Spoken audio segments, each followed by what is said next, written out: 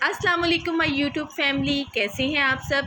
मैं हूं फ़ाकिहा और आज आपके लिए लेकर आई हूं घर पर सिर्फ़ और सिर्फ 3 इंग्रेडिएंट से बनने वाला स्ट्रॉबेरी जैम।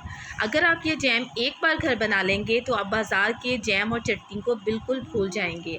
आजकल स्ट्रॉबेरी बाज़ार में बहुत ही सस्ती है, तो लाजमी ये लेकर बना लें, क्योंकि पूरे साल के लिए आप इसको घर पे रख सकते हैं। थोड़ा सा आप फ्रीज़ करें और बाकी आप फ्रिज में रखें, पूरा साल आप इसको इंजॉय कर सकते हैं। आप इसकी लुक चेक करें, इसका टेक्सचर चेक करें, देखें कितना मज़े का लग रहा है और इसकी शक्ल, इसका कलर, हर चीज़ आपको अट्रैक्ट करेगी कि आप फ़ौरन से इसको बना लें और खा लें। तो चलिए स्टार्ट करते हैं आज की रेसिपी। मैंने 2 किलो स्ट्रॉबेरीज़ ली हैं, जिनको मैंने अच्छी तरह से वॉश कर लिया था। वॉश करने के लिए मैंने इनको पानी में डाला, उसमें थोड़ा सा बेकिंग पाउडर डाला और 5 मिनट के लिए इनको सोक कर दिया। उसके बाद मैंने इनको स्टेन करके छोटा छोटा सा काट लिया था। इसके बाद मैंने इनको एक बर्तन में डाला है और हल्की आंच पर पकने के लिए रख दिया है। आप इसको यहाँ पर बहुत ही हल्की आंच पर 5 से 7 मिनट पकाएंगे तो इसमें काफ़ी सारा पानी निकल आएगा। और इसके बाद हमने इसको थोड़ी सी आंच को तेज़ करना है और इसको पकने के लिए रख देना है।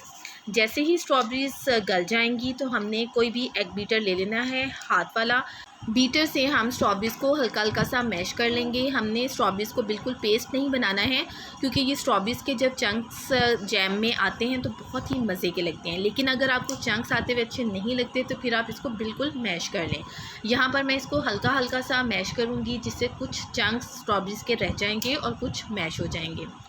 इसके बाद हम एग बीटर को एक साइड पर रख देंगे और स्ट्रॉबेरीज़ को पकने देंगे। यहाँ पर हमने स्ट्रॉबेरीज़ को, ये देखिए, इतना पका लिया है कि ये बिल्कुल मैश हो गई हुई हैं। और अब हम इसमें शुगर शामिल करेंगे। शुगर मैं यहाँ पर 1300 ग्राम ले रही हूँ, यानी 1 किलो से ये थोड़ी सी ज़्यादा है, जबकि मेरे पास 2 किलो स्ट्रॉबेरीज़ थी। शुगर डालने के बाद हमने यहाँ पर इसको एक दफ़ा फिर पकाना है। आपने इसको बिल्कुल छोड़ नहीं देना, इसमें हल्का हल्का सा आप चम्मच हिलाते जाएंगे।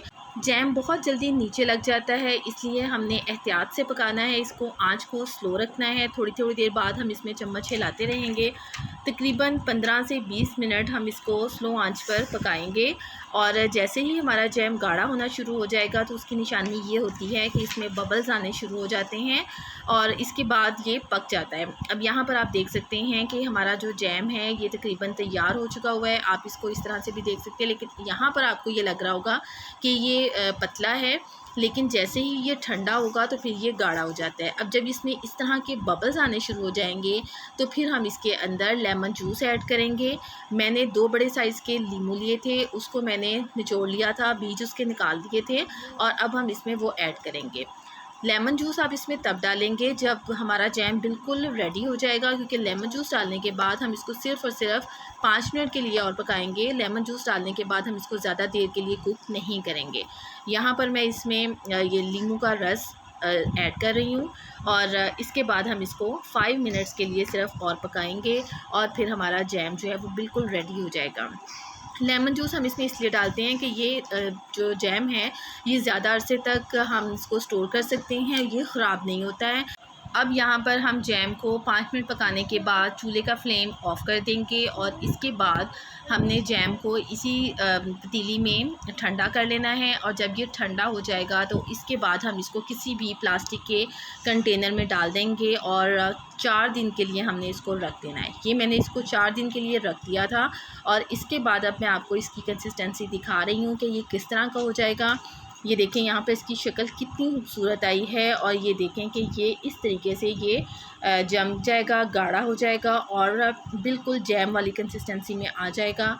तो आप ये जैम ज़रूर ट्राई कीजिएगा और फिर कमेंट करके मुझे बताइएगा कि आपको और आपकी फैमिली को ये जैम कैसा लगा है। रेसिपी पसंद आई हो तो मेरी वीडियो को लाइक कीजिएगा, शेयर कीजिएगा और चैनल को सब्सक्राइब कीजिएगा। दुआओं में याद रखिएगा। इंशाअल्लाह ताला फिर किसी और अच्छी रेसिपी के साथ आपकी खिदमत में हाजिर होंगी। तब तक के लिए अल्लाह हाफ़िज़।